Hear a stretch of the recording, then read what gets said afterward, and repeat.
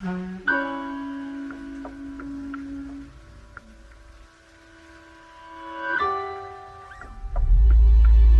buenas a todos, ¿qué tal? ¿Qué tal estáis?はい、皆さんこんにちは。今日はね、スペシャルゲスト、今いらっしゃいます、林野武です。で、最初はまあ多分ね、いろんな視聴者は、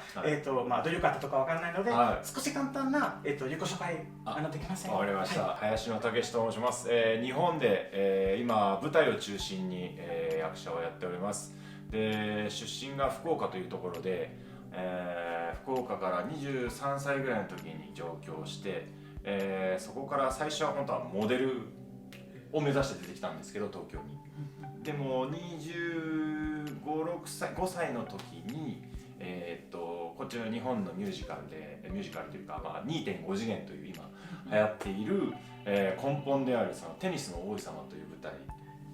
にキャスティングされて、そこから、役者を始めています。そして今、40歳で、いまだに 2.5 次元の舞台だったり、映画や、ドラマ、の、役者として、働いてますね。はい。すごい飛んだね。皆さんが後で引っかかれるかなと思って。あ、そうだ、質問がもしかしたら来るかもしれない。でも楽しい。最初はここで押さえてます。ありがとうございます。じゃあ子供からなんか舞台なんか例えばご両親、のおかげでなんかテレビでなんかミュージカル見たりとかは特になかったって感じですか？一個だけ覚えてるのが、そのファントムというオペラなるほど人気の作品ですね。を福岡のところに行ったっていうのがすごい印象的で、その時にファントムを見た劇場に違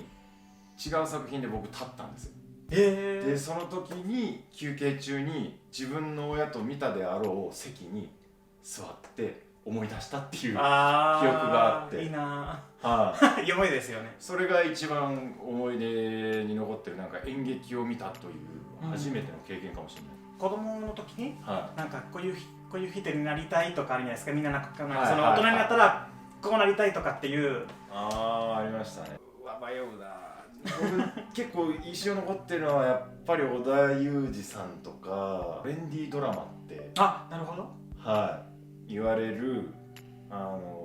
世代のやっぱ、あと陣内孝則さんとかちょっとなんていうんですかね、コミカルな芝居もできて、要は3枚目もできて2枚目もできる役者さんっていうの役者さんにやっぱ憧れたことありましたね。子供の時になんかアニメ見たりとかいっぱいしましたね。どういうのが見てたんですか？僕パーマンとかもう一通りドラゴンボールもそうだし、であとジャリンコチェってわかります？ジャリンコチェ結構女の子でなんか Amazon プライムビデオでやってる今。そうなんですか？日本で舞台見れるため普段どんなふうになんとか勉強するんですか？海外だと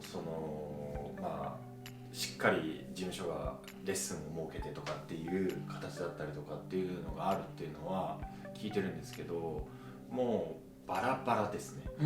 もう本当に子供の頃から英才教育というかずっとレッスン習い事をして、で例えば日本の文化で、日本舞踊とかああいう踊りの所作だったりとか、着物の所作だったりとか、馬乗馬、あとは発声声の出し方とかですね、だったりとか、そういうのを個人的に自分で、習いに行って、で事務所に所属して、お仕事をもらうっていうスタイルの人が東京僕来た時はそのタイプの人が多いんだなと思いましたけどね。事務所に入るため普段なんとかな、どういうアプローチ、どんな感じでアプローチするんですか？少しついて仕事くださいとか。知り合いのつてもあったりもするんじゃないですかね。あとは例えば僕がそのテニスの王子様に出てるっていうのをきっかけに調べて、それで受けたりとか、で事務所も事務所でオーディションのサイトとかに登録しませんかっていう多分声をかけられて、そういうオーディションサイトがあるんですよね。だから自分で調べてそういう事務所にアプローチして、それでまあ、書類が通ればじゃあ面接をしましょうかっていうスタイルもあるみたいですね。勉強しながら、はい、なんかオファーいただいたりとかするんですか？それかなんか必ずそのコースが終わらないと、はい、オファー来ないとか。なんか研究生みたいな、ありますね。ある事務所で例えば研究生としてまあその何年間かコースを設けて、それでその実際現役でやられてる演出家さんを呼んで、まあそれでそのまあ講師として教えてもらいつつ、運が良ければその現場もそのまあ例えばエキストラとして出たりとかアンサンブルで出たりとかっていうのはあるみたいですね。舞台するときにやっぱりいろんなことが必要はいと思うんだけど、その舞台の俳優になるため、何が必要と思いますか？そういうこういうスキル必ず必要とか何かありますか？決まってるんですか？舞台ですか？いっぱいありますよ。やっぱりまずは想像力なんですかね。台本をもらってその作品をどういうふうにその進んでいくのかなとか、やっぱり演出家さんが考える世界観とその自分が読んだ時の世界観のズレってどうしても出てくるんですよ。それはもう当たり前で、想像力が1個とか2個ではなくもう 7,8 個多ければ多いほど難しいね。難しいね。だから選択肢は本当にいっぱいあるんですけど、想像力が、なるほど。はい。私なんか想像力もそう思うけど、記憶力も必要ないですか？なんか僕も思います。それすごいと思う。なんか最近なんかあるんだよね。なんかみんな見れないけどなんかあるんだよね。なんか台本まあ日本わからないけど海外ねよくあります。なんかここに台本、そうここに台本載せていて、でなんか記憶パンするときにみたいな。日本ないですか？全く。僕でも小劇場行って規模がちょっとちっちゃいんですけど、劇団さんとかの舞台の時にそのある先輩がもう本番前日に柱にセリフ書いてたんですよ。でこうやって喋りながらその柱見ながら喋ってるんですよ。でこういう技あるのかと思って、でも僕は覚えてやりたい方なんで、その逆に難しいんじゃないのかなと思って先輩に聞いたら、昔の役者さんはよくやってて、覚えれなかったらその要は美術があるじゃないですか、セットが舞台のセットが、その本当に椅子の下のところにここら辺にこうセリフ書いてたりとか、本当小劇場行くとパネルにセリフ書いてたりします。すごいね。でその先輩やられてたのはステージがお客さんこっちにいるとして、ステージこっちとするじゃないですか。そしたら自分のお客さんから見て一番いい角度の目線のところにセリフを書くらしいですよ。なんか学校のテストのシートみたいですそうですカンニングペーパーみたいな。舞台見に行ったりとかするんですか？時々々。します。でその時に例えばね、私たちやったら一般の人じゃないですか、だから見て面白いか面白くないしか判断できないけど、やっぱり俳優さんだったらもっといろんなところ見るんじゃないかなと思っていて、なんか見る時にただ見るだけですか？それともいやここはちょっとこれも少しこうやればとか考えるんですか？これ2つに分けます。はい。僕もうそのその見に行った観客として面白かったか、面白くなかったかっていう視点でちゃんと見ることが一番だと思ってて、でもし僕がこの役をやるんだったらとか、この舞台をこういう風にもっとやったらいいのになとかっていうことは、違うところでそうです。だから、一番俺の中でもダメだなって思うのは昔やってたんですけど、見に行ってやっぱりうわーなんか気持ち悪いなとか、なんか俺だったらもっとこうするのにとかっていうもどかしさはもちろんあるんですけど、これは封じて持って帰って役者としての目線で見るといろんなものが入ってきちゃって、作品に集中できないんですよね。だよね、やっぱりそうなんですよ。今まで一番、面白い役っていうかな、どうやったんですか？やっぱりオカマかしらそれが僕のその芝居のターニングポイントかもしれないですね。自分と性別がやっぱ違うって考えて、やった時にいろんなこと挑戦しました。例えばエステ行きました。日常でオカマ言葉使ってみたりとかですね、で人の反応とか、あといわゆる日本の、新宿2丁目っていわれるオカマさんたちがいっぱいいる、あそこのお店とかにも通いました。なるほど。いやちゃんと入るため、キャラに入るためちゃんと準備するってことですね。あとなんかこう喋りがやっぱ上手いじゃないですか。だからその言葉のチョイスを盗みに行って、あと仕草とかありますね、確かに。よく横浜さんがする仕草とかっていうのがうまいね。みんな結構お互いサポートしたりするんですか？それともなんか海外ね結構コンペあるけど日本どうかな、なんかね。舞台にもよりますね。例えばその制作さんが探してて、こういう役者さんを探してるとかっていうので、もしすごい例えば、制作さんとかと仲良ければ、じゃあこういう役者いるんですけどっていう紹介したりとかはありますけどね。優しいね。優しいね。でもそれはまあ当たり前と思うけど、僕結構あれなんですよ。人と被らないんですよ。身長高いから。なるほど、それは確かに、それ間違いない、それ間違いない。結構そういうアニメ系の舞台結構出ているんじゃないですか。それ理由とかありますか？もう求められたからです。でももちろんそのオーディションとかっていうのもあったりするんですけど、やっぱその身長が高い分、その非現実なキャラクターというか、大きいオカマだったりとか、オカマいいですね。やっぱ大きい役がハマりやすいというか。外国人、はい、舞台に出たりとかもね、なんか増えてきたかなと私は思うんですけれども、それについてはどう思いますか？いいんじゃないですか、ね。っていうかやっぱりキャラクターにはまるっていうイメージで。例えばこの前もう昨日ぐらいに見てたドラマで、あるドラマではやっぱり普通最初僕その方を出てた役者さんは日本人だと思ってたんですけど、一緒にバイトしてる子で韓国人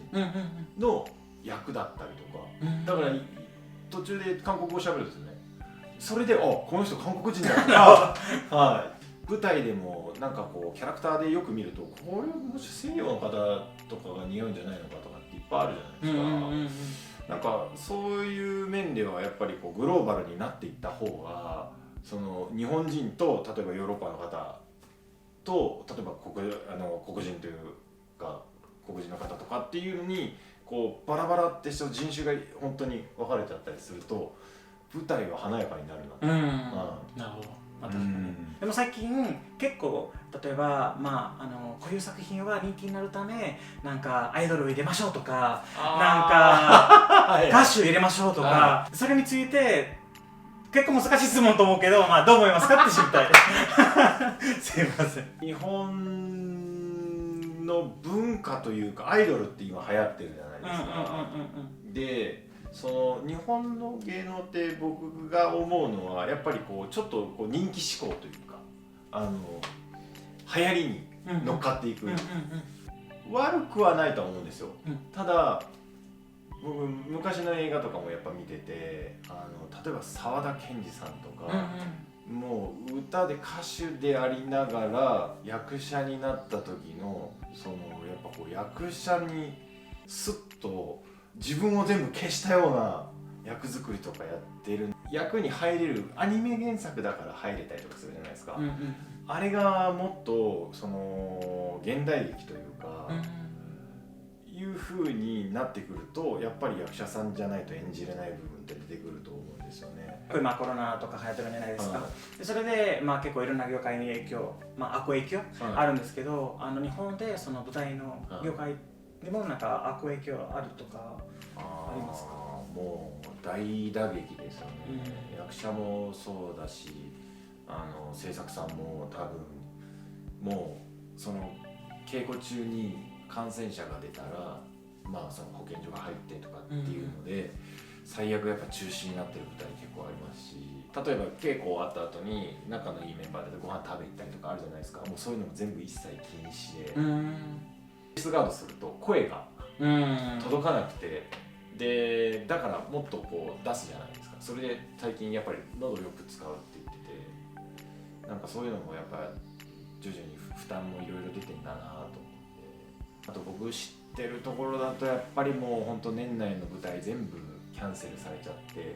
のを劇場がガラ空きっていうところも聞いて、楽しい話ちょっと戻るんだけど、はいはい、YouTube の話ちょっとしたいんですけれどもね、はい、YouTube は最近、始まったということで、はい、でなかなかYouTube で、はい、結構いろんな人いてるじゃないですか。特に芸能人とか最近ね、はい、YouTube に移動したりとか、でも舞台の人 YouTube やってるってなかなかないんで、まずは名前とかどういうチャンネル名とか、あと何してるとか、ちょっと皆さんなんか紹介できれば。ありがとうございます。もともとは、自粛期間というどこにも行かないでください、家でずっと待機してくださいっていう期間にもう舞台もできないだろうし、エンターテインメントが少し僕の中でも提供できなくなっちゃうと思ったんですよ。でそれで、ちょっと知り合いの役者さんと芸人さん一人に声をかけてエチュード番組というエチュードチャンネルっていう番組を YouTube でやってまして、百瀬作君っていうこと、あと、ぬかのぶ大衆君と佐藤慎介君とで芸人さんの空圭司さん、この、5人で、やってるんですけど、僕含め最初は、本当に、自粛期間に皆さん家で待機して、期間も長かったんでどんどん暇になってくる方もいるかなと思って、でそういう方たち、自分を応援してくれる人だったりそのメンバーを応援してくれるファンの方たちに向けてもなんか露出をしようと思って番組作ったんですよね。人狼ゲームっていうのをベースにリモートで人狼ゲームをやりながらその状況を見せるのってちょっと面白いんじゃないのかと思ってやり始めたんですよ。ここからはもっといろんなものを発信していったりとか、よくよくはこのメンバーが今リモートっていうか配信ですけどリアルにイベントやったりとか、そのちょっともっと先にはなると思うんですけど、このメンバーで演劇ができたらいいなと思ってるんですよね。確かに生の舞台、演劇は僕の中でも本当最上級なんですけど、でもその生の舞台もやる子たちが、配信を通してやっぱり演劇だったりエンターテインメントをやるっていうことの発信の、新しい形だと思ってるんで、できたら僕あれを通訳で海外にも流したいんですよ。そうです。頑張ります。でもなんかちょっとデビッドさんと育ちながら、なんかこういろいろな方向性を持ってやっていけたらいいなと。一応専務の SNS とかYouTube チャンネルなど、全部概要欄に書いてあるので、ぜひ、この動画見終わった後にぜひチェックしてください。将来になんかもしある作品が舞台化になることができたら、なんかどんな作品に出たいんですか？それ考えたのかな？あります。バガボンドっていう。ないですか？舞台の。意外ですね。結構人気な作品じゃないですか？やりたいんですよね、僕。たけしゃんをやりたかった。ねえ、もう合うんだね。僕あれの描写がやっぱり衝撃的で、まだまだその最初の頃の話の時に、まだ刀を振ったことないその又八かなっていうキャラクターがこう人を切ろうとした時にここで骨が切れなくて刀がこう止まるっていう描写があって、なんかああいうリアリズムというかそういうところをもうなんか舞台にするとお客さんにもこうちょっと刀とかああいうこう武士の怖さだったりとか、なんかすごいアニメだけど、っていうか漫画だけどすごくこうなんか現実的でもあるあれのたけしさんをやりたいんです。うんはい、井上先生よろしくお願いしますお願いします。私も見たいです。いろんな方見ていて、まあ、いろんな国からも見てるけど、でまあ多分将来に舞台に出たいとか、はい、なんかこれから勉強しようとか、もしかして今勉強してる、はい、もしかして今後は舞台に出るっていう方見てるけど、なんかその人たちへのアドバイス、はなんかできませんかっていう。ああそうですね、こんな僕でもって言い方はあれなんですけど、やっぱり何かを挑戦するときに、勇気がいると思うんですけど、その勇気の一歩を踏み出した瞬間に進み出すことってものすごくあるんで、怖いことだったりとか勇気がいることには、早いうちに挑戦した方が僕はいいと思います。で、それを、見てくれてて、応援してくれる人、あとはなんていうんだろうな、その役者としてではなく人間としていろんな経験値を積んでいくってことは多分演劇以外にも生きると思うんで、とにかく早く、そして、どんどん世界が広がるんで、そのいっぱいいろんな、視野を持った人たちに出会っていって、どんどん自分のその人生を豊かにしていくのがいいと思います。はい、なので、一緒に演劇を大好きな人は、チャレンジして、共演をできたらいいなと僕も思います。はい、では、今日はここまでになります。この動画好きだったら必ずいいねを押してください。それで、コメント欄で林野さんの全部の SNS とか、YouTube チャンネルなどいろいろ書いてるので、ぜひ、ご参加ください。で、またもちろん私のチャンネルとか登録してあったら登録と、ベルに、ぜひ押してください。で、それでは、また次の動画で会いましょう。それでは、バイバイ。バイバイ。